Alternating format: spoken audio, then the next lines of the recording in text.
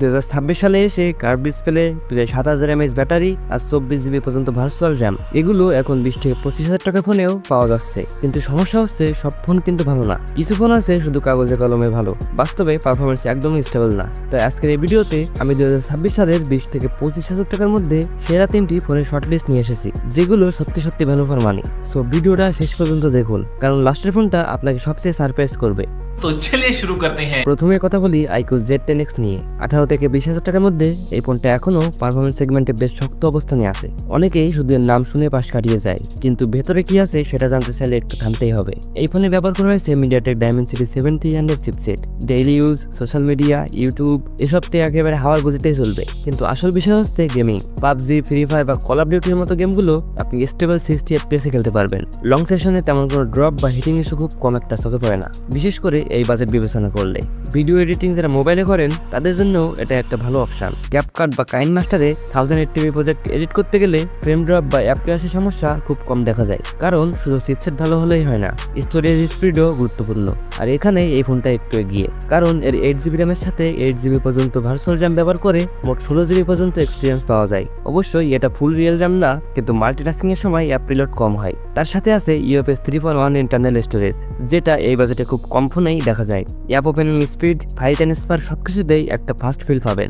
সফটওয়্যারের দিক থেকেও ফোনটা খারাপ না। Android 15 out of the box, আর সামনে আরো 2টা বড় আপডেট পাওয়ার সম্ভাবনা আছে। যারা লং টার্ম ব্যবহার করতে চান এবং সফটওয়্যার স্টেবিলিটি চান তাদের জন্য এটা গুরুত্বপূর্ণ একটা পয়েন্ট। ব্যাটারির কথা বললে এখানে 6500 mAh এর লিথিয়াম পলিমার ব্যাটারি ব্যবহার করা হয়েছে, যেটা নর্মাল ইউজে 1.5 থেকে 2 দিন অনায়াসে চলে যাবে। হেভি গেমিং করলেও একদিন নিশ্চিন্তে চলে যাবে। এর সাথে থাকছে 44 ওয়াটের ফাস্ট চার্জিং সাপোর্ট। আর ভালো বিষয় হচ্ছে চার্জার বক্সের মধ্যেই পেয়ে যাবেন, ফলে আলাদা করে খরচ করার কোনো দরকারই হবে না। ডিসপ্লে নিয়ে কিছু বাস্তব কথা বলি। এখানে 6.72 ইঞ্চির IPS LCD প্যানেল ব্যবহার করা হয়েছে, মানে এটা অ্যামোলেড বা কার্ভ না। তাই যারা শুধু কার্ভ ডিসপ্লে চান তাদের একটু হতাশ লাগতে পারে। তবে কালার, ব্রাইটনেস আর ডেইলি ইউজ এক্সপিরিয়েন্স খারাপ না, বরং অনেক ক্ষেত্রে LCD দীর্ঘমেয়াদী স্ক্রিন বানেন বা গ্রিন লাইনের ঝুঁকি কম রাখে। ক্যামেরা সেকশনে 50 মেগাপিক্সেলের রিয়ার সেন্সর আছে, যেটা ভালো আলোতে ডিটেল ছবি দেয়। এটা দিয়ে প্রতি ভিডিও রেকর্ড করা সম্ভব। আর ফ্রন্টে আছে 8 মেগাপিক্সেলের সেলফি ক্যামেরা। তবে সেলফি ক্যামেরা খুব বেশি একটি প্রিমিয়াম না। Normal social media use, video call এসবের জন্য ঠিক আছে, কিন্তু একদম ক্যামেরা ফোকাস ইউজার হলে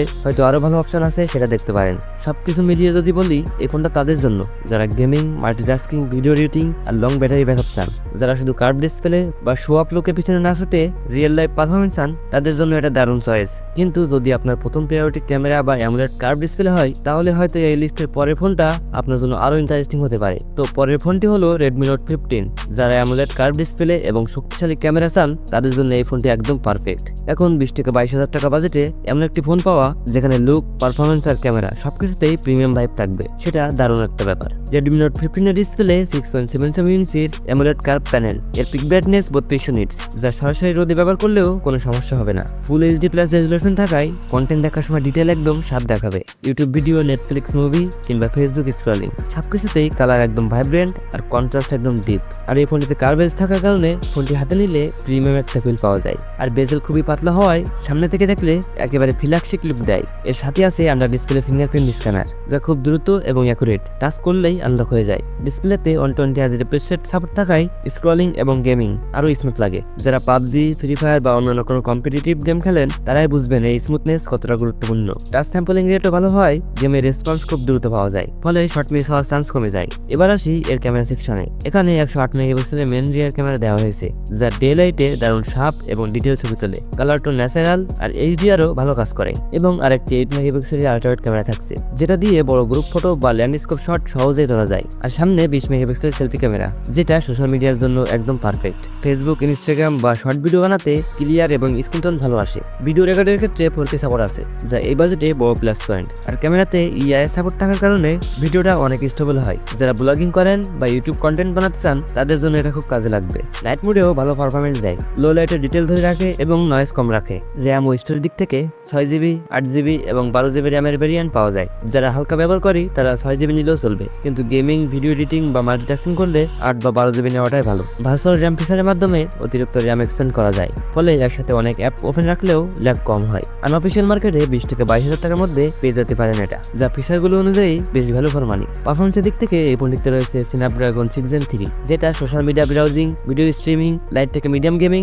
সবকিছুই ভালোভাবে হ্যান্ডেল করতে পারে। পাবজি, ফ্রি ফায়ার বা হ্যান্ড গেম 60 FPS এর আশেপাশে স্টেবলভাবে চালানো সম্ভব। গ্রাফিক্স সেটিং ঠিকমতো অপটিমাইজ করলে আরো ভালো অভিজ্ঞতা পাওয়া যায়। হিট ম্যানেজমেন্টও মোটামুটি ভালো, লম্বা সময় গেম খেললেও অতিরিক্ত হিটের ইস্যু দেখা যায় না। এই ফোনটি রান করছে অ্যান্ড্রয়েড 15 এবং আগামী 4 বছর পর্যন্ত আপডেট পাওয়ার প্রতিশ্রুতি রয়েছে, যা এই বাজেটে খুব গুরুত্বপূর্ণ বিষয়। এবং এই ফোনটিতে 5520 mAh ব্যাটারি থাকায় ব্যাটারি ব্যাকআপ ভালো পাওয়া যায়, সারাদিন হেভি ইউজ করলেও সহজে শেষ হবে না। সাথে 45 ওয়াটের ফাস্ট চার্জিং সাপোর্ট থাকায় অল্প সময়ে ভালো চার্জ হয়ে যায়, ফলে বাইরে গেলেও চার্জ নিয়ে বেশি চিন্তা করতে হবে না। সব মিলিয়ে যারা কার্ভ অ্যামোলেড ডিসপ্লে, শক্তিশালী 108 মেগাপিক্সেলের ক্যামেরা, ভালো পারফরমেন্স এবং লং টার্ম সফটওয়্যারের আপডেট চান, তাদের জন্য Redmi Note 15 সত্যিই ব্যালেন্স একটি প্যাকেজ।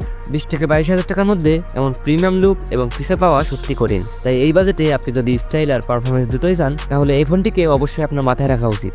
সবশেষে চলে আসি সেই ফোনটিতে, যেটা বাজেট সামান্য 23 থেকে 25,000 টাকা নিয়ে গেলেই আপনার হাতে চলে আসবে একদম প্রিমিয়াম ফিলের একটা ডিভাইস, Motorola Moto G86 পাওয়ার। সত্যি বলতে কি, এই প্রাইস রেঞ্জে এমন ব্যালেন্স পারফরমেন্স, বিশাল ব্যাটারি আর কার্ভ পিওর ডিসপ্লে কম্বিনেশন খুব কমই দেখা যায়। যারা 20,000 একটু উপরে গিয়ে value for money plus premium feel চান, তাদের জন্য এই ফোনটা একদম পারফেক্ট চয়েস হতে পারে। প্রথমে ডিসপ্লের কথা বলি। এখানে পাচ্ছেন 6.67 ইঞ্চির পিওলেড কার্ভ প্যানেল, সাথে 1.5K রেজুলেশন, ফলে কন্টেন্ট দেখার সময় একদম শার্প ও ভাইব্রেন্ট কালার পাবেন। মুভি, ইউটিউব, গেমিং সবকিছুতেই একদম ইমার্সিভ ফিল দিবে এই কার্ভ স্ক্রিন। 4500 এর স্ট্রিক ব্রাইটনেস থাকার কারণে রোদে ব্যবহার করলেও স্ক্রিন ক্লিয়ার দেখা যায়। সাথে কর্নিং গোরিলা গ্লাস 7 এর প্রোটেকশন থাকায় স্ক্র্যাচ বা হালকা পড়ে গেলেও টেনশন তুলনামূলক কম। আর আন্ডার ডিসপ্লে ফিঙ্গারপ্রিন্ট সেন্সরটা বেশ ফাস্ট ও রেসপন্সিভ, একটাসে আনলক হয়ে যায়। এবার আসি পারফরমেন্স ও ব্যাটারিতে। প্রসেসর হিসেবে থাকবে MediaTek Dimensity 7-100 এবং 6720 mAh বিশাল ব্যাটারি। নর্মাল ইউজে 2 দিন পর্যন্ত ব্যাকআপ পাওয়া যায়। Heavy gaming, video editing, live stream এসব করলেও দিন শেষে চার্জ নিয়ে খুব একটা চিন্তা করতে হবে না,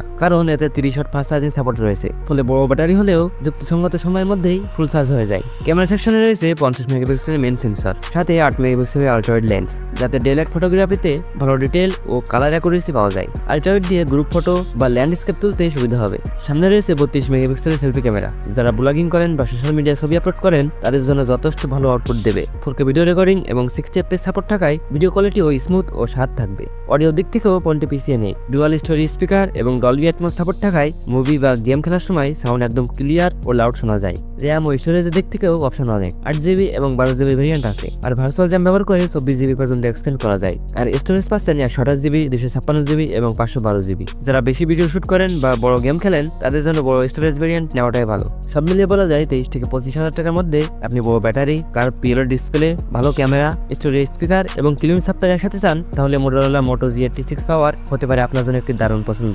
বাজেট সামান্য বাড়ালেও যে কতটা বেশি ভালো পাওয়া যায়, এই ফোনটাই তার প্রমাণ। শেষে একটা কথাই বলতে চাই, 20 থেকে 25,000 টাকায় আপনি যদি ভুল ফোন কিনে ফেলেন, তাহলে কিন্তু আপনাকে 2-3 বছর আফসোস করতেই হবে। তাই যদি এই ভিডিওটা আপনার 1 টাকাও বাঁচায়, তাহলে একটা লাইক দিয়ে সাপোর্ট করবেন। আর যদি আপনি সত্যি সত্যি সেরা ডিল আর রিয়েল ইউজ এক্সপিরিয়েন্স জানতে চান, তাহলে এখনই সাবস্ক্রাইব করে রাখুন, কারণ আমি শুধু লিস্ট না, আসল সত্যিটা বলি। কমেন্টে লিখে জানান আপনার বাজেট ঠিক কত, আমি সেই বাজেট অনুযায়ী নেক্সট ভিডিও বানাবো। তাহলে দেখা হবে পরবর্তী ভিডিওতে। সেই পর্যন্ত ভালো থাকবেন, সুস্থ থাকবেন।